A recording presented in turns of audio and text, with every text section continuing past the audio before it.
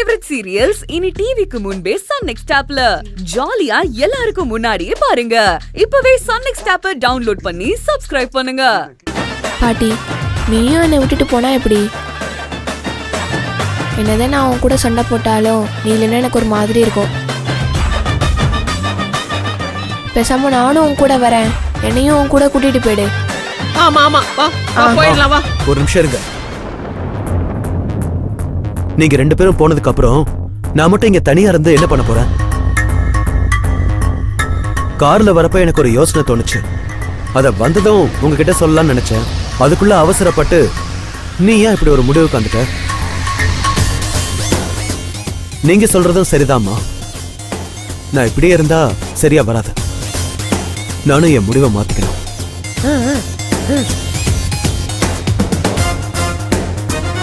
அதான் நமக்கும் சரியா இருக்கும், அவங்களுக்கும் சரியா இருக்கும். பாசு, அப்படி என்னடா முடிவெடுத்திருக்க? சொல்லுடா, எனக்கு கேட்கவே ரொம்ப ஆர்வமா இருக்குடா. சொல்லு சொல்லு. ரொம்ப ஆர்வப்படாதமா, சொல்றேன். சொல்லு. நான் இப்ப எடுத்திருக்கிற முடிவு நமக்கு மட்டும் இல்ல, எல்லாருக்குமே சந்தோஷத்தை கொடுக்கும். முக்கியமா வினோதினிக்கு. அம்மா, நம்ம ஏன் இங்க இருந்து தேவையில்லாம அவங்களுக்கு கஷ்டத்தை கொடுத்துட்டு இருக்கணும்? அதனால பேசாம நம்ம குடும்பத்தோட பாம்பே போய் செட்டில் ஆயிடலாம். என்ன சொல்ற? எனக்கும் அங்க பிசினஸ் ஆர்டர் நிறைய கிடைக்கும். திவ்யாவுக்கு ஹையர் ஸ்டடீஸ்க்கு அது சரியா இருக்கும். மொத்தத்துல நம்மளால யாருக்கும் எந்த தொந்தரவும் இருக்காது. உன்னாலேயே எனக்கு எந்த தொந்தரவும் இருக்காது. அதனால நான் முடிவு பண்ணிட்டேன். கூடிய சீக்கிரம் நாம பாம்பே போய் செட்டில் ஆக போறோம்.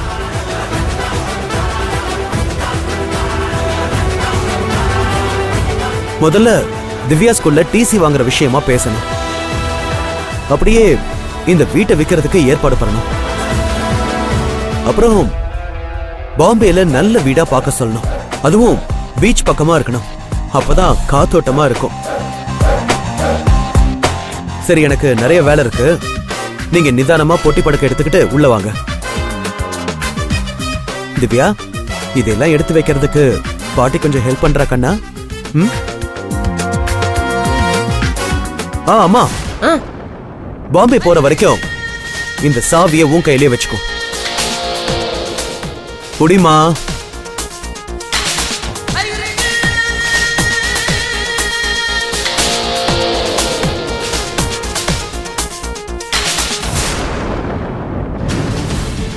என்ன பாட்டி, டாடி இப்படி சொல்லிட்டு போறாரு? ஓவர் ஆக்டிங் எல்லாம் சொதப்பிருச்சு. அதாண்டி, இப்படி பொட்டு படிக்கையை தூக்கிட்டு போனா வளர்த்த பாசத்துல துடிச்சு போயிடுவான். அவன் நம்ம வழிக்கு வந்துருவான்னு நினைச்சா இப்ப நம்மள அள்ளி போட்டுட்டு பாம்பேக்கு போலான்னு சொல்றானேடி. இப்ப என்ன பண்றதுன்னே தெரியலையேடி. போ பாட்டி, உன்னால காரியமே கெட்டு போயிடுச்சு. டாடி சொன்ன மாதிரியே செஞ்சிருவாரு.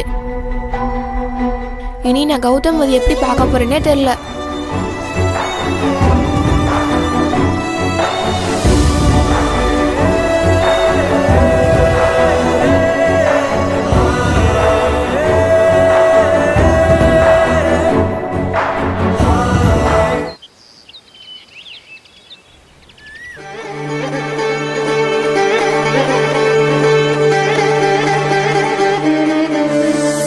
நானும் என் மருமகளுக்கு புரியுற மாதிரி நல்ல விதமா சொல்லி பார்த்துட்டேன்.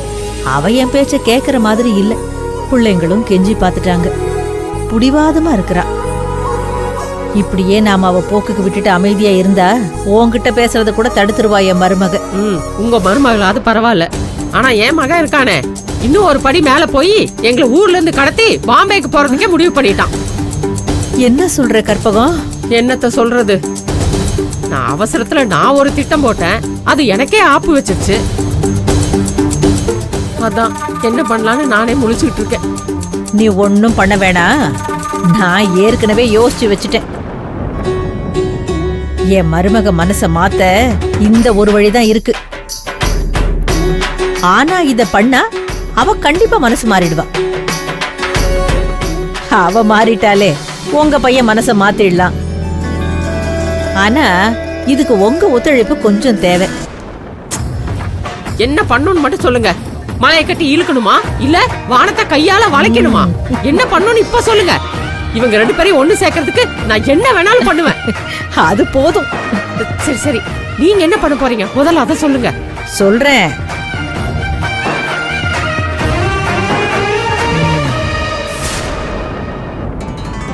இரு. என்ன ரங்கநாயகியம்மா, பரீட்சை ஏதாவது எழுத போறீங்களா? பேப்பர் பேனால எடுத்துட்டு இருக்கீங்க?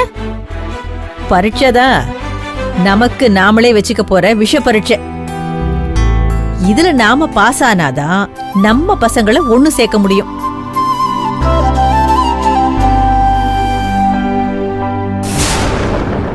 நான் ஒரு முடிவுக்கு வந்துட்டேன். நான் காணாம போறேன். என்ன ரங்கநாயகியம்மா சொல்றீங்க? ஐயோ, இந்த ஊருக்கு வந்து பல வருஷம் கழிச்சு எனக்கு கிடைச்ச ஒரே ஃப்ரெண்டு நீங்க தான். நீங்களும் என்ன தனியா விட்டுட்டு போயிட்டீங்கன்னா ஐயோ, இதுகிட்ட எல்லாம் நான் மல்லு கட்ட முடியாதம்மா.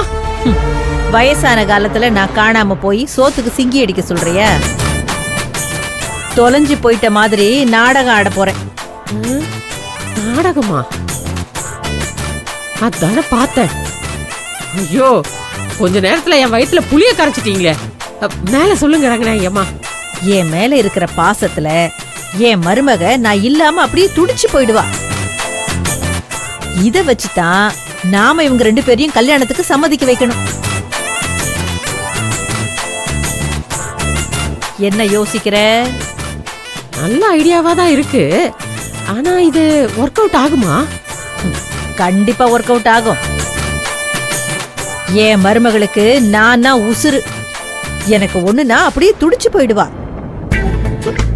நான் ஒருவேளை மாத்திரை போடலனாலே பதறிடுவா. நான் காணாம போனேன்னு தெரிஞ்சதுன்னா அவ்வளவுதான். என்ன, நான் காணாம போயிட்டா அவதான் ரொம்ப வருத்தப்படுவா. அது நினைச்சாதான் எனக்கும் மனசுக்கு ரொம்ப கஷ்டமா இருக்கு. அதுக்கு நாம என்ன பண்ண முடியும்? நல்ல விதமா சொல்லியும் பார்த்தாச்சு, கேட்கல. அப்புறம் நாமளும் நம்ம வயசுக்கு புத்திசாலித்தனமா எதையாச்சும் பண்ணி ஆகணும்ல. அதுக்குத்தான் இப்படி ஒரு பிரம்மாஸ்திரத்தை நான் கையில எடுத்திருக்கிறேன். ஐயோ, உங்க யோசனை மச்சு வாழுது. என்னமா யோசிக்கிறீங்க? Super super. அதெல்லாம் சரி, எங்க போய் ஒளிய போறீங்க? அதை ஏன் கேக்குற? அதுக்குத்தான் உன் உதவி கொஞ்சம் வேணும். நீங்க பேசாம என் வீட்டுக்கு வந்துருங்க. என்னது, உங்க வீட்டுக்கா? ஆமா. உங்களை காணோன்னு உங்க மருமக அங்க எங்கன்னு எல்லா இடத்துலயும் தேடுவா. ஆனா எங்க வீட்டுல வந்து தேட மாட்டா. அதான் இந்த வயசான காலத்துல நீங்க எங்கேயும் ஓடி ஒளிஞ்சு கஷ்டப்பட வேண்டாம். எங்க வீட்டுக்கு வந்துருங்க, நான் உங்களை நல்லா பாத்துக்கிறேன்.